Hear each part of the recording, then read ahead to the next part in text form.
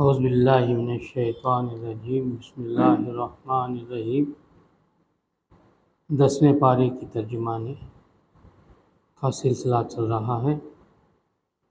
اے لوگو جو ایمان لائے ہو، تمہیں کیا ہو گیا کہ جب تم سے اللہ کی راہ میں نکلنے کے لیے کہا گیا تو تم زمین سے چمٹ کر رہ گئے؟ کیا تم نے آخرت کے مقابلے میں دنیا کی زندگی کو پسند کر لیا؟ ایسا ہے تو تمہیں معلوم ہو کہ دنیاوی زندگی کا یہ سب سر و سامان آخرت میں بہت تھوڑا نکلے گا۔ تم نہ اٹھو گے تو خدا تمہیں دردناک سزا دے گا اور تمہاری جگہ کسی اور گروہ کو اٹھائے گا اور تم خدا کا کچھ بگاڑ نہ سکو گے۔ وہ ہر چیز پر قدرت رکھتا ہے۔ تم نے اگر نبی کی مدد نہ کی تو کچھ پرواہ نہیں، اللہ اس کی مدد اس وقت کر چکا ہے جب کافروں نے اسے نکال دیا تھا، جب وہ صرف دو میں کا دوسرا تھا، جب وہ دونوں غار میں تھے، جب وہ اپنے ساتھی سے کہہ رہا تھا کہ غم نہ کر، اللہ ہمارے ساتھ۔ اس وقت اللہ نے اس پر اپنی طرف سے سکون قلب نازل کیا اور اس کی مدد ایسے لشکروں سے کی جو تم کو نظر نہ آتے تھے، اور کافروں کا بول نیچا کر دیا، اور اللہ کا بول تو اونچا ہی ہے۔ اللہ زبردست اور دانا اور بینا ہے۔ نکلو خواہ ہلکے ہو یا بوجھل، اور جہاد کرو اللہ کی راہ میں اپنے مالوں اور اپنی جانوں کے ساتھ، یہ تمہارے لیے بہتر ہے اگر تم جانو۔ اے نبی صلی اللہ علیہ وسلم، اگر فائدہ سہل الوصول ہوتا اور سفر ہلکا ہوتا تو ضرور تمہارے پیچھے چلنے پر آمادہ ہو جاتے، مگر ان پر تو یہ راستہ بہت کٹھن ہو گیا۔ اب وہ خدا کی قسم کھا کھا کر کہیں گے کہ اگر ہم چل سکتے تو یقیناً تمہارے ساتھ چلتے۔ وہ اپنے آپ کو ہلاکت میں ڈال رہے ہیں، اللہ خوب جانتا ہے کہ وہ جھوٹے ہیں۔ اے نبی صلی اللہ علیہ وسلم، اللہ تمہیں معاف کرے، تم نے کیوں انہیں رخصت دے دی؟ تمہیں چاہیے تھا کہ خود رخصت نہ دیتے تاکہ تم پر کھل جاتا کہ کون لوگ سچے ہیں، اور جھوٹوں کو بھی تم جان لیتے۔ جو لوگ اللہ اور روز آخر پر ایمان رکھتے ہیں وہ تو کبھی تم سے یہ درخواست نہ کریں گے کہ انہیں اپنی جان و مال کے ساتھ جہاد کرنے سے معاف رکھا جائے۔ اللہ متقیوں کو خوب جانتا ہے۔ ایسی درخواستیں تو صرف وہی لوگ کرتے ہیں جو اللہ اور روز آخر پر ایمان نہیں رکھتے، جن کے دلوں میں شک ہے اور وہ اپنے شک ہی میں متردد ہو رہے ہیں۔ اگر واقعی ان کا ارادہ نکلنے کا ہوتا تو اس کے لیے کچھ تیاری کرتے، لیکن اللہ کو ان کا اٹھنا پسند ہی نہ تھا، اور اس لیے اس نے انہیں سست کر دیا اور کہہ دیا گیا کہ بیٹھ رہو بیٹھنے والوں کے ساتھ۔ اگر وہ تمہارے ساتھ نکلتے تو تمہارے اندر خرابی کے سوا کسی چیز کا اضافہ نہ کرتے۔ وہ تمہارے درمیان فتنہ پردازی کے لیے دوڑ دھوپ کرتے، اور تمہارے گروہ کا حال یہ ہے کہ ابھی ان میں بہت سے ایسے لوگ موجود ہیں جو ان کی باتیں کان لگا کر سنتے ہیں۔ اللہ ان ظالموں کو خوب جانتا ہے۔ اس سے پہلے بھی ان لوگوں نے فتنہ انگیزی کی کوشش کی ہے اور تمہیں ناکام کرنے کے لیے یہ ہر طرح کی تدبیروں کا الٹ پھیر کر چکے ہیں، یہاں تک کہ ان کی مرضی کے خلاف حق آ گیا اور اللہ کا کام ہو کر رہا۔ ان میں سے کوئی ہے جو کہتا ہے کہ مجھے رخصت دے دیجئے اور مجھ کو فتنے میں نہ ڈالیے۔ سن رکھو، فتنے ہی میں تو یہ لوگ پڑے ہوئے ہیں اور جہنم نے ان کافروں کو گھیر رکھا ہے۔ تمہارا بھلا ہوتا ہے تو انہیں رنج ہوتا ہے، اور تم پر کوئی مصیبت آتی ہے تو یہ منہ پھیر کر خوش خوش پلٹتے ہیں اور کہتے جاتے ہیں کہ اچھا ہوا ہم نے پہلے ہی اپنا معاملہ ٹھیک کر لیا تھا۔ ان سے کہو، ہمیں ہرگز کوئی برائی یا بھلائی نہیں پہنچتی مگر وہ جو اللہ نے ہمارے لیے لکھ دی ہے۔ اللہ ہی ہمارا مولا ہے اور اہل ایمان کو اسی پر بھروسہ کرنا چاہیے۔ ان سے کہو، تم ہمارے معاملے میں جس چیز کے منتظر ہو وہ اس کے سوا اور کیا ہے کہ دو بھلائیوں میں سے ایک بھلائی ہے، اور ہم تمہارے معاملے میں جس چیز کے منتظر ہیں وہ یہ ہے کہ اللہ خود تم کو سزا دیتا ہے یا ہمارے ہاتھوں دلواتا ہے۔ اچھا تو اب تم بھی انتظار کرو اور ہم بھی تمہارے ساتھ منتظر ہیں۔ ان سے کہو تم اپنے مال خواہ راضی خوشی خرچ کرو یا بکرات، بہرحال وہ قبول نہ کیے جائیں گے کیونکہ تم فاسق لوگ ہو۔ ان کے دیے ہوئے مال قبول نہ ہونے کی کوئی وجہ اس کے سوا نہیں ہے کہ انہوں نے اللہ اور اس کے رسول سے کفر کیا ہے۔ نماز کے لیے آتے ہیں تو کسمساتے ہوئے آتے ہیں، اور راہ خدا میں خرچ کرتے ہیں تو بادل ناخواستہ خرچ کرتے ہیں۔ ان کے دلوں میں ان کے مال و دولت اور ان کی کثرت اولاد کو دیکھ کر دھوکہ نہ کھاؤ۔ اللہ تو یہ چاہتا ہے کہ انہی چیزوں کے ذریعے سے ان کو دنیا کی زندگی میں بھی دنیا کی زندگی میں بھی مبتلا عذاب کرے، اور یہ جان بھی دیں تو انکار حق ہی کی حالت میں دیں۔ وہ خدا کی قسم کھا کھا کر کہتے ہیں کہ ہم تمہیں میں سے ہیں، حالانکہ وہ ہرگز تم میں سے نہیں ہیں۔ اصل میں تو ایسے لوگ ہیں جو تم سے خوف زدہ ہیں۔ اگر وہ کوئی جائے پناہ پالیں یا کوئی کوہ یا گھس بیٹھنے کی جگہ تو بھاگ کر اس میں جا چھپیں۔ اے نبی صلی اللہ علیہ وسلم، ان میں سے بعض لوگ صدقات کی تقسیم میں تم پر اعتراضات کرتے ہیں۔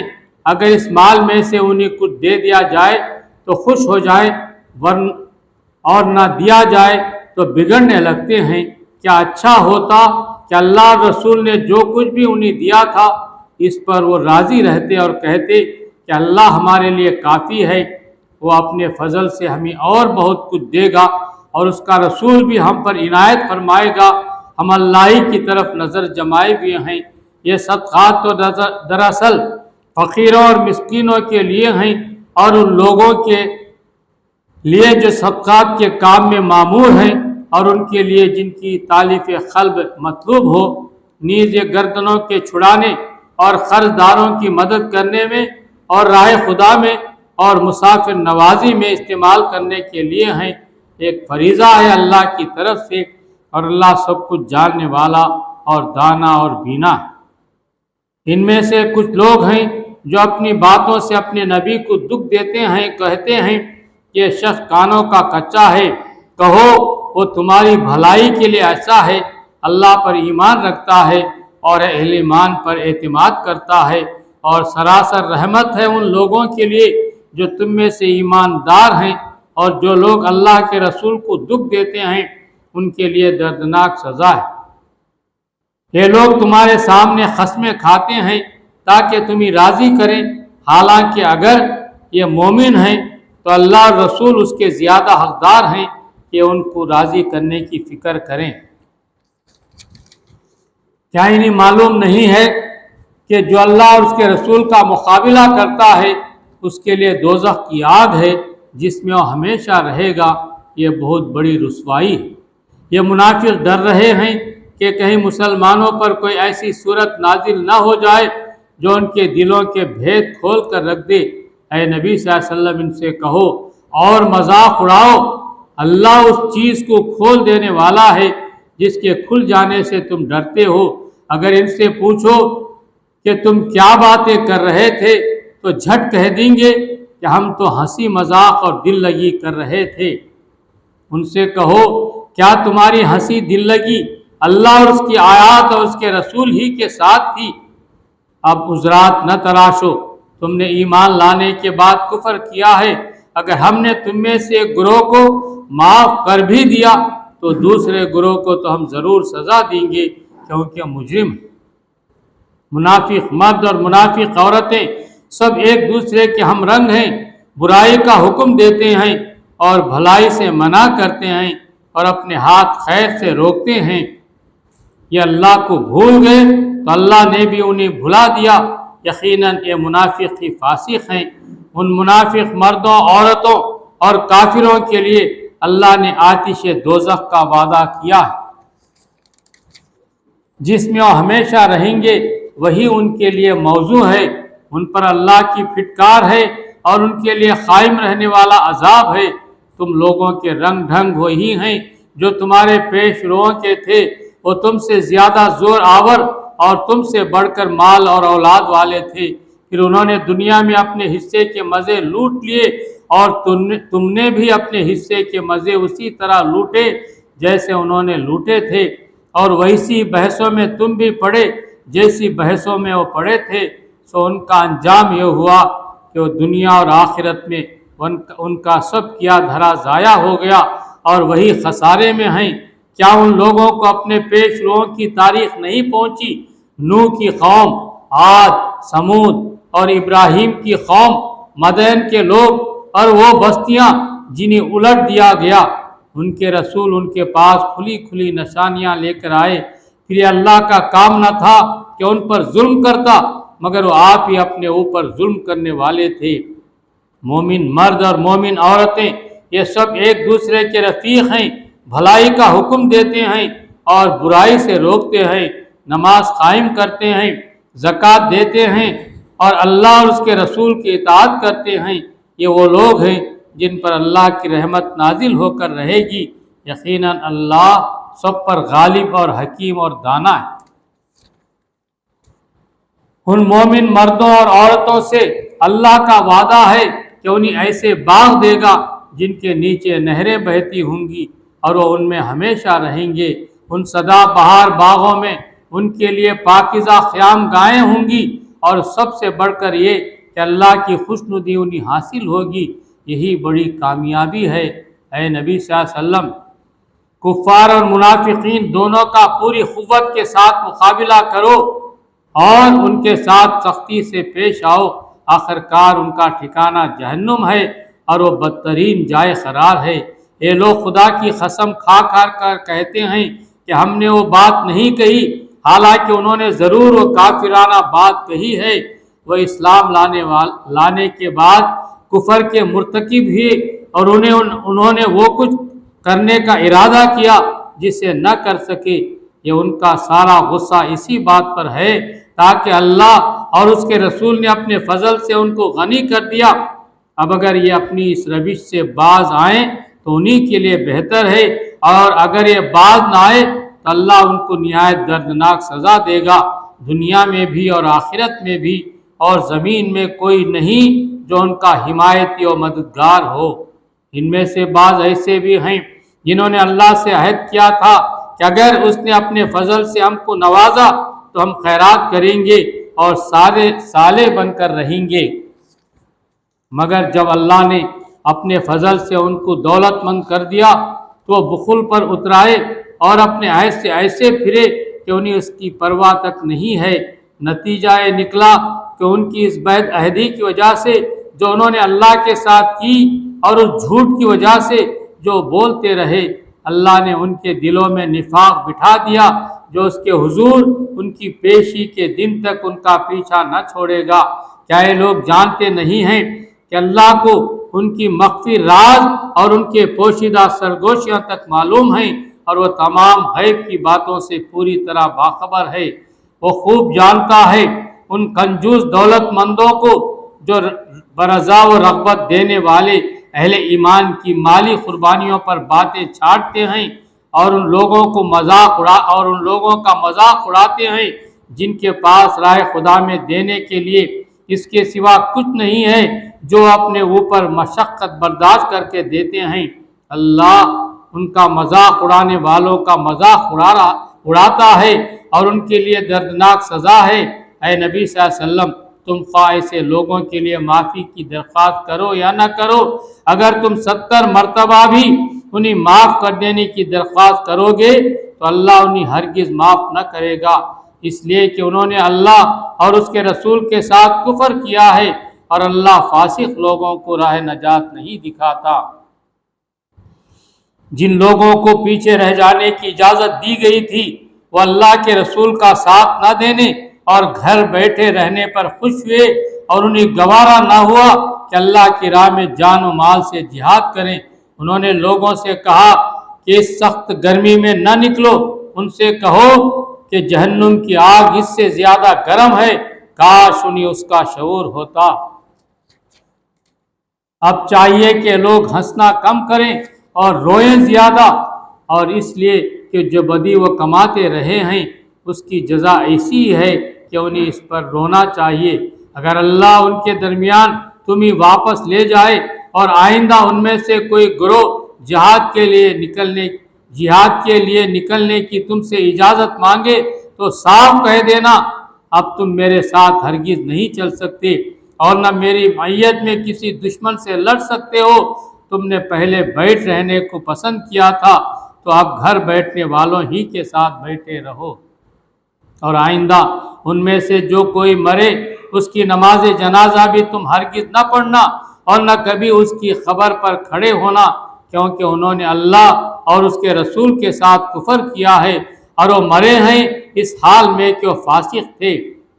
ان کے مال داری اور ان کی کثرت اولاد تم کو دھوکے میں نہ ڈالے۔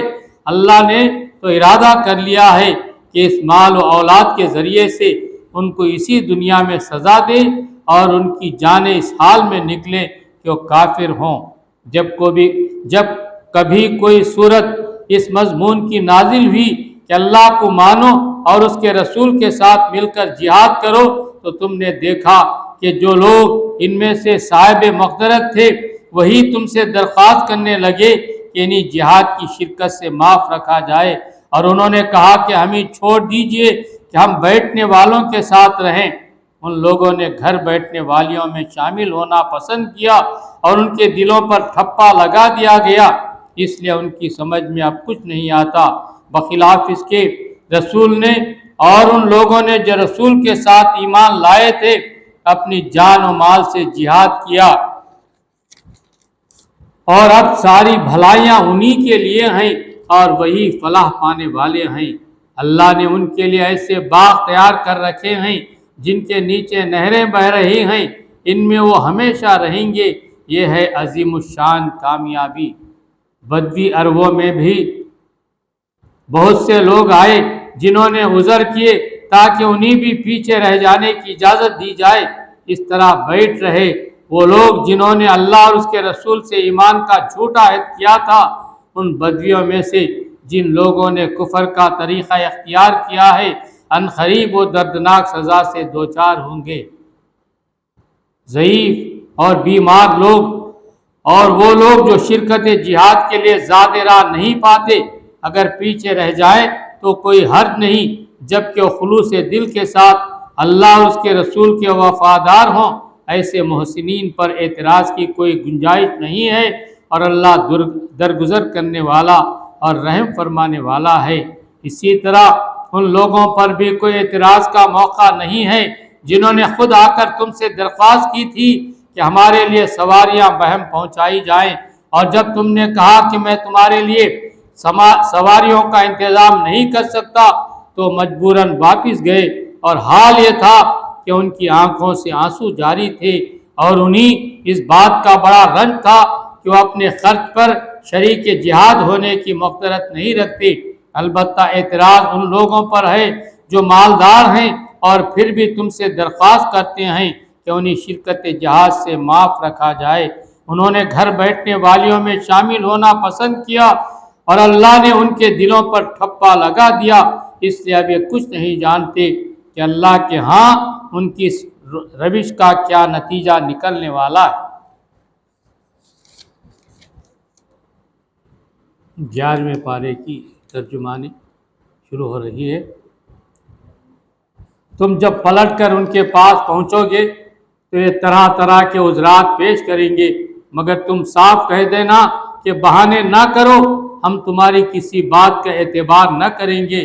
اللہ نے ہم کو تمہارے حالات بتائے ہیں، اب اللہ اور اس کا رسول تمہاری طرز عمل کو دیکھے گا، پھر تم اس کی طرف پلٹائے جاؤ گے جو کھلے اور چھپے سب کا جاننے والا ہے، اور وہ تمہیں بتا دے گا کہ تم کیا کچھ کرتے رہے ہو۔ تمہاری واپسی پر یہ تمہارے سامنے قسمیں کھائیں گے تاکہ تم ان سے صرف نظر کرو تو بے شک تم ان سے صرف نظر ہی کر لو، کیونکہ گندگی ہیں اور ان کا اصلی مقام جہنم ہے جو ان کی کمائی کے بدلے میں انہیں نصیب ہوگی۔ یہ تمہارے سامنے قسمیں کھائیں گے تاکہ تم ان سے راضی ہو، حالانکہ اگر تم ان سے راضی ہو بھی گئے تو اللہ ہرگز ایسے فاسق لوگوں سے راضی نہ ہوگا۔ یہ بدوی عرب کفر نفاق میں زیادہ سخت ہیں اور ان کے معاملے میں اس امر کے امکانات زیادہ ہیں کہ اس دین کے حدود سے ناوافق رہیں جو اللہ نے اپنے رسول پر نازل کیا ہے۔ اللہ سب کچھ جانتا ہے اور حکیم و دانا ہے۔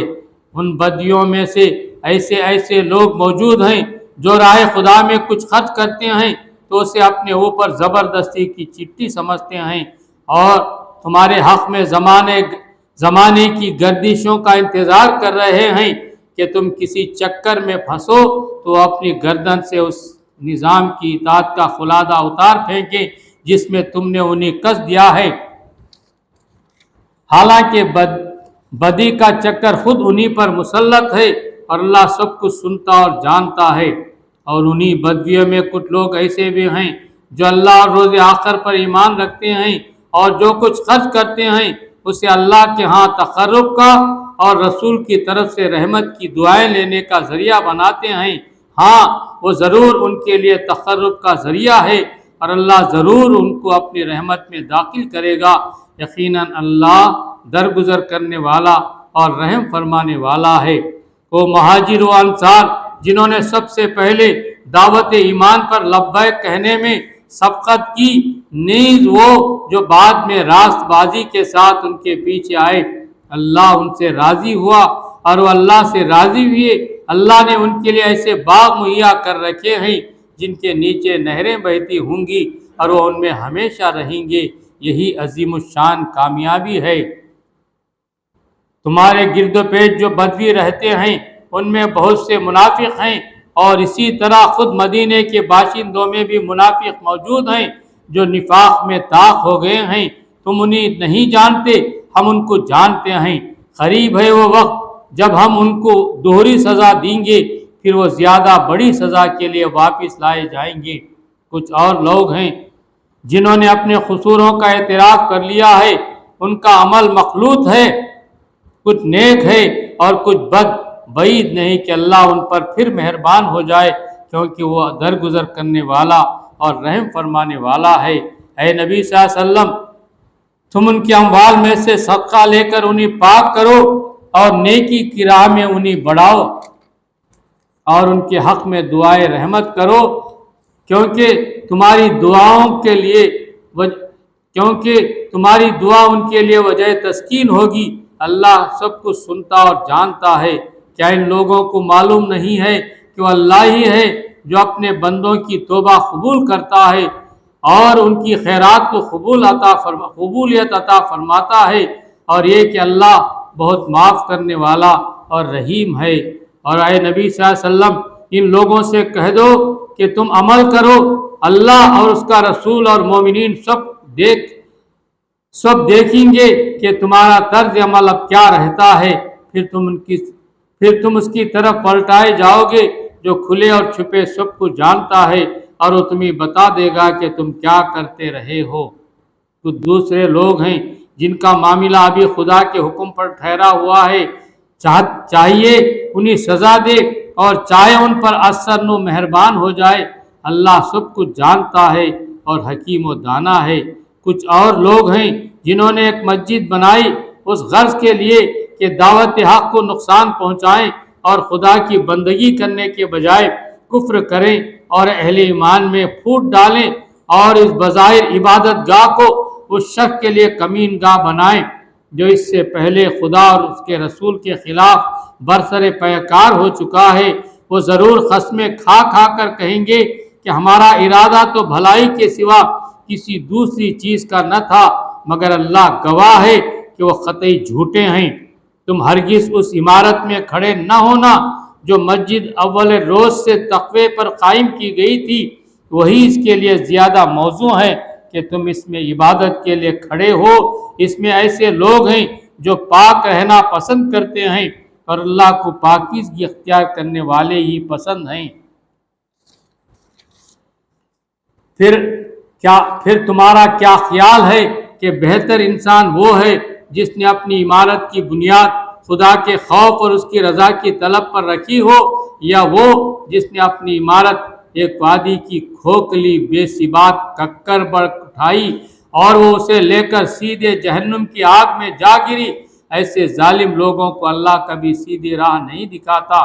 یہ عمارت جو انہوں نے بنائی ہے ہمیشہ ان کے دلوں میں بے یقینی کی جڑ بنی رہے گی، جس کے نکلنے کی اب کوئی صورت نہیں بجز اس کے کہ ان کے دل ہی پارا پارا ہو جائیں۔ اللہ نہایت باخبر اور حکیم و دانا ہے۔ حقیقت یہ ہے کہ اللہ نے مومنوں سے ان کے نفس اور ان کے مال جنت کے بدلے خرید لیے ہیں۔ وہ اللہ کی راہ میں لڑتے اور مارتے اور مرتے ہیں، ان سے جنت کا وعدہ اللہ کے ذمے ایک پختہ وعدہ ہے۔ تورات اور انجیل اور قرآن میں اور کون ہے جو اللہ سے بڑھ کر اپنے عہد کو پورا کرنے والا ہو؟ بس خوشیاں مناؤ اپنے اس سودے پر جو تم نے خدا سے چکا لیا ہے، یہی سب سے بڑی کامیابی ہے۔ اللہ کی طرف بار بار پلٹنے والے، اس کی بندگی بجا لانے والے، اس کی تعریف کے گن گانے والے، اس کے خاطر زمین میں گردش کرنے والے، اس کے آگے رکوع اور سجدہ کرنے والے، نیکی کا حکم دینے والے، بدی سے روکنے والے اور اللہ کے حدود کی حفاظت کرنے والے اس شان کے ہوتے ہیں وہ مومن جو اللہ سے بیع کا معاملہ طے کرتے ہیں۔ اور اے نبی صلی اللہ علیہ وسلم ان مومنوں کو خوشخبری دے دو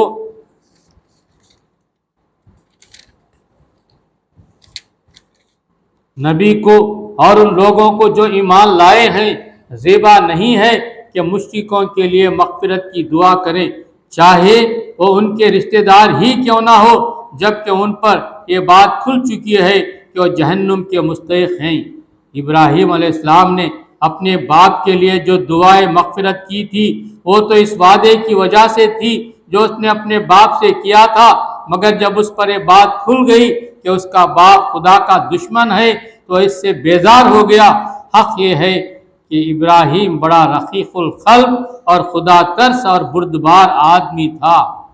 اللہ کا یہ طریقہ نہیں ہے کہ لوگوں کو ہدایت دینے کے بعد پھر گمراہی میں مبتلا کرے جب تک کہ انہیں صاف صاف بتا نہ دے کہ انہیں کن چیزوں سے بچنا چاہیے۔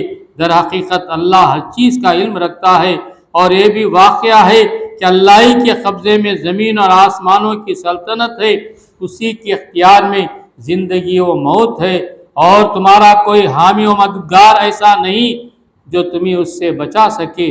اللہ نے معاف کر دیا نبی صلی اللہ علیہ وسلم کو اور ان مہاجرین و انصار کو جنہوں نے بڑی تنگی کے وقت میں نبی کا ساتھ دیا، اگرچہ ان میں سے کچھ لوگوں کے دل کجی کی طرف مائل ہو چکے تھے، مگر جب انہوں نے اس کجی کا اتباع نہ کیا بلکہ نبی کا ساتھ دیا تو اللہ نے انہیں معاف کر دیا۔ بے شک اس کا معاملہ ان لوگوں کے ساتھ شفقت و مہربانی کا ہے، اور ان تینوں کو بھی اس نے معاف کیا جن کے معاملے کو ملتوی کر دیا گیا تھا جب زمین اپنی ساری وسعت کے باوجود ان پر تنگ ہو گئی اور ان کی اپنی جانیں بھی ان پر بار ہونے لگی، اور انہوں نے جان لیا کہ اللہ سے بچنے کے لیے کوئی جائے پناہ خود اللہ ہی کے دامن رحمت کے سوا نہیں ہے، تو اللہ اپنی مہربانی سے ان کی طرف پلٹا تاکہ اس کی طرف پلٹ آئیں۔ یقیناً وہ بڑا معاف کرنے والا اور رحیم ہے۔ اے لوگوں جو ایمان لائے ہو، اللہ سے ڈرو اور سچے لوگوں کا ساتھ دو۔ مدینے کے باشندوں اور گرد نواح کے بدویوں کو یہ ہرگز زیبا نہ تھا کہ اللہ کے رسول کو چھوڑ کر گھر بیٹھ رہتے اور اس کی طرف سے بے پرواہ ہو کر اپنے اپنے نفس کی فکر میں لگ جاتے، اس لیے کہ ایسا کبھی نہ ہوگا کہ اللہ کی راہ میں بھوک پیاس اور جسمانی مشقت کی کوئی تکلیف وہ جھیلیں، اور منکرین حق کو جو راہ ناگوار ہے اس پر کوئی قدم وہ اٹھائیں، اور کسی دشمن سے عداوت حق کا کوئی انتقام وہ لیں اور اس کے بدلے ان کے حق میں ایک عمل صالح نہ لکھا جائے۔ یقیناً اللہ کے ہاں محسنوں کا حق الخدمت مارا نہیں جاتا۔ اسی طرح یہ بھی کبھی نہ ہوگا کہ وہ راہ خدا میں تھوڑا یا بہت کوئی خرچ اٹھائیں اور صحیح جہاد میں کوئی وادی وہ پار کریں اور ان کے حق میں اسے لکھ نہ لیا جائے تاکہ اللہ ان کے اس اچھے کارنامے کا صلہ انہیں عطا کرے۔ اور یہ کچھ ضرور نہ تھا اور یہ کچھ ضروری نہ تھا کہ اہل ایمان سارے کے سارے ہی نکل کھڑے ہوتے، مگر ایسا کیوں نہ ہوا کہ ان کی آبادی کے ہر حصے میں سے کچھ لوگ نکل کر آتے اور دین کی سمجھ پیدا کرتے اور واپس جا کر اپنے علاقے کے باشندوں کو خبردار کرتے تاکہ وہ غیر مسلمانہ روش سے پرہیز کرتے۔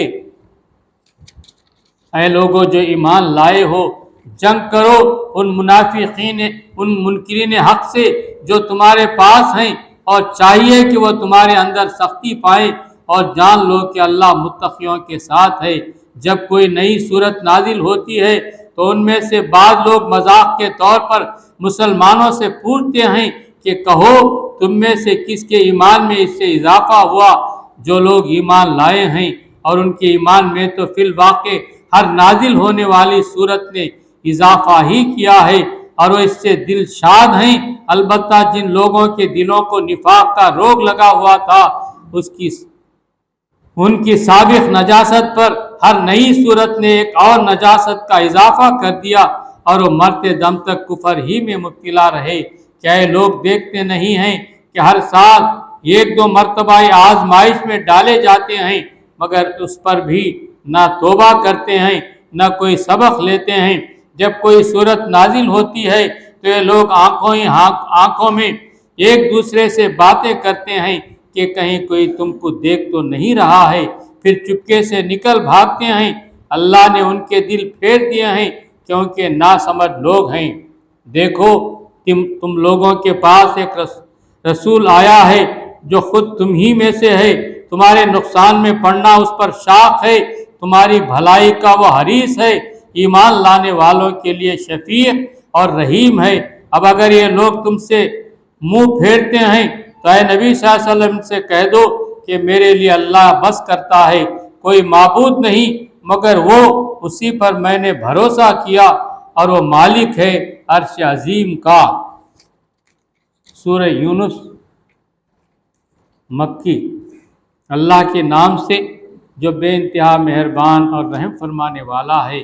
الف لام رے، یہ اس کتاب کی آیات ہے جو حکمت اور دانش سے لبریز ہے۔